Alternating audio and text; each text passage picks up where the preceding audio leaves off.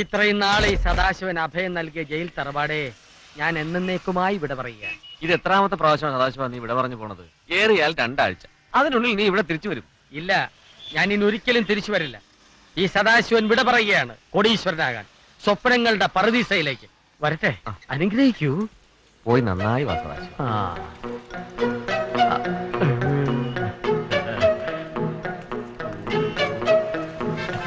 സദാശിവ, ഞാൻ എടുത്തില്ല. വണ്ടി എടുക്ക.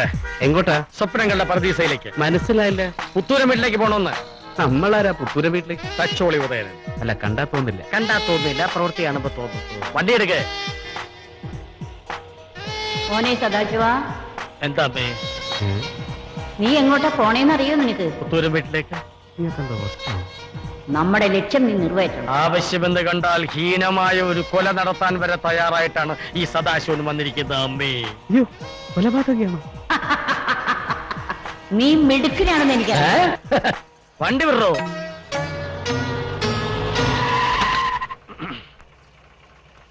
എത്രയായി? 100 രൂപ. ആ, 200 രൂപ. മോനെ സദാശിവ, നീ ഇവിടെ വന്നത് എല്ലാവരും അറിയുന്നു. നീ ഇവിടെ ഒരു ഓളം സൃഷ്ടിക്കണം. അതെ അമ്മേ, ഒരോളം സൃഷ്ടിക്കാൻ തന്നെയാണ് ഈ സദാശിവം വന്നിരിക്കുന്നത്.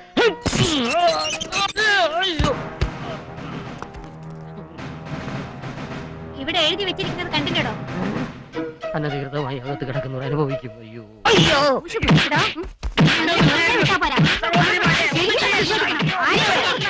എന്താ ഇവിടെ? എന്താണ് ഇവിടെ? അനുവാദം ചോദിക്കാൻ അകത്ത് കിടന്നു. എടി, നീ ആ തോക്ക് കൊടുത്താടി. ഞാൻ ഇവനെ വെടിവെച്ച് കൊല്ലാം. ഇവന് അത്രയ്ക്കായോടാ. അയ്യോ അമ്മേ, ഞാനാ സദാശിവൻ. അയ്യോ, എന്റെ മോനെ, നീ എപ്പ ഇറങ്ങിയതാ?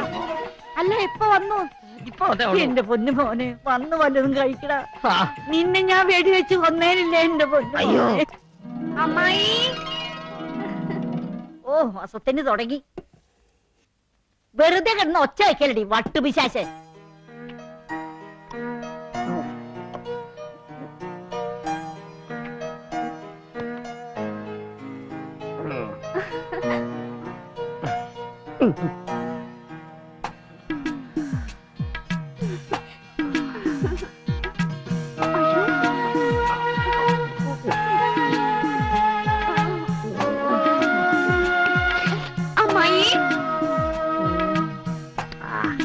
അമ്മായി, എന്താ മോളെ?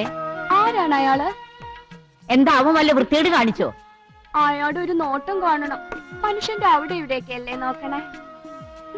എടി, അതൊക്കെ ഒരു സുഖല്ലടി മോളെ. എനിക്കൊന്നും ഇഷ്ടമല്ല. എന്റെ മോളെ, കല്യാണം കഴിക്കാത്തോണ്ടാ നിനക്ക് അങ്ങനെയൊക്കെ തോന്നുന്നത്. കല്യാണം കഴിക്കേണ്ട പ്രായത്തിൽ കഴിച്ചില്ലെങ്കിൽ ആണുങ്ങൾ അങ്ങനെയൊക്കെ നോക്കുമ്പോ നമ്മള് പെണ്ണുങ്ങൾക്ക് അങ്ങനെയൊക്കെ തോന്നിപ്പോവും മോളെ. എന്റെ മോനവൻ സദാശിവൻ കൊറേ കാലായിട്ട് അവൻ ദുബായിലായിരുന്നു. ദുർഗ പറഞ്ഞപ്പോഴാ ഞാൻ അവനെ കത്തയച്ചു വരുത്തിയത്. അവന് തീരെ താല്പര്യമില്ലായിരുന്നു. ഞാൻ അവന്റെ കാല് പിടിച്ച് കരഞ്ഞിട്ടാ അവനെത്തിയത്. മോളെ, 1,00,000 രൂപ ശമ്പളം കളഞ്ഞിട്ട് അവനിവിടെ എത്തിയിരിക്കണേ. ആ, മോൾക്ക് അവന് ഇഷ്ടപ്പെട്ടോ? അല്ല, ഇഷ്ടപ്പെട്ടില്ല ഇപ്പൊ തന്നെ പറഞ്ഞേര്. ഞാൻ അവനെ പറഞ്ഞുവിടാ. എടാ സദാശിവ, എടാ സദാശിവ. വേണ്ട അമ്മായി. നീ എന്തിനാടാ പൽപ്പിനോട് മോശമായിട്ട് പെരുമാറിയത്? ഒന്ന് നോക്കി, അത്രേ ഉള്ളൂ.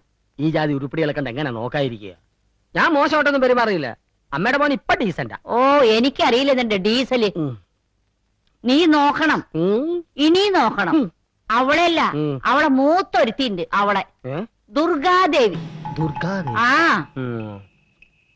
നിനക്ക് ഈ അമ്മ വേണ്ട ഒത്താശകളൊക്കെ ചെയ്തുതരാം. അവളാണ് ഈ വീടിന്റെ നെടുന്തൂണ്.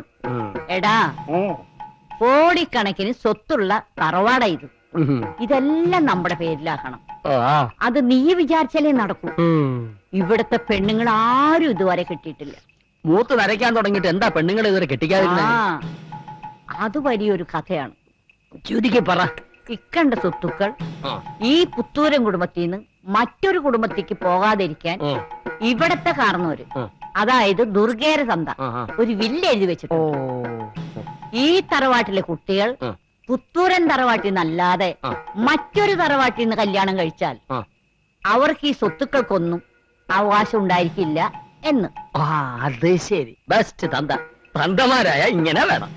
സദാശിവ, ഓ നിന്റെ ഭാഗ്യം തെളിഞ്ഞൊന്ന് കരുതിയാ മതി. അകന്ന ബന്ധത്തിൽപ്പെട്ടതാണെങ്കിലും ഈ തറവാട്ടിൽപ്പെട്ടതാണ് നീയും. ആണോ?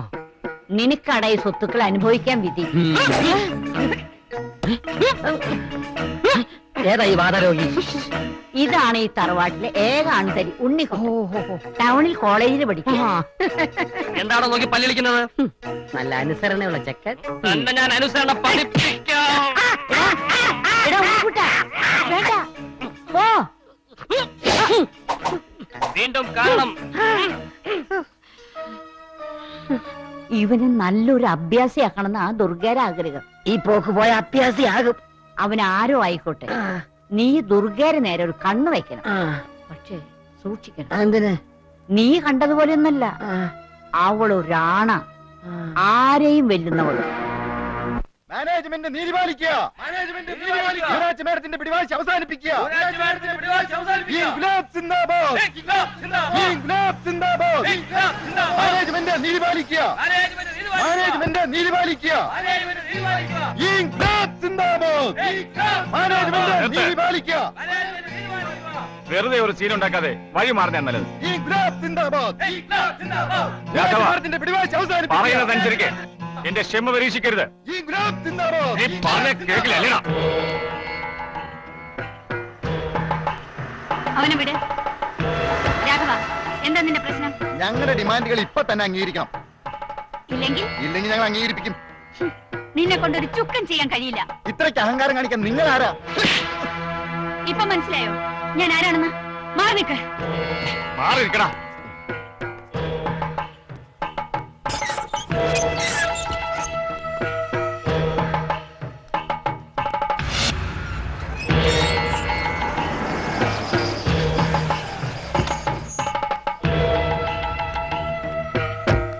പാതാരവിന്ദങ്ങളിൽ നമസ്കാരം. ആരാ? എന്താ വേണ്ടത്? എഴുന്നേക്കൂ. എണീക്കില്ല മോനെ. ഉം. ഇതാണ് എന്റെ മോൻ. എന്താ പേര്? Sadasivan from Dubai.